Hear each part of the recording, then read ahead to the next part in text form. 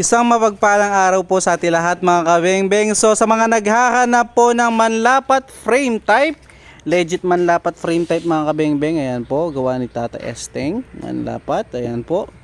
So dalawa na lang po yung available dyan mga kabengbeng, yung dalawa naka-reserve na po. Ayan, napakaganda po.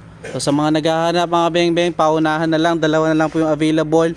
So hindi ka na maghihintay, yung mga nauna din kasi dati naghintay sila dahil wala pong stock. So napakaganda ng kulay ng hood niya. Ayan mga kabengbeng, kung nakikita nyo.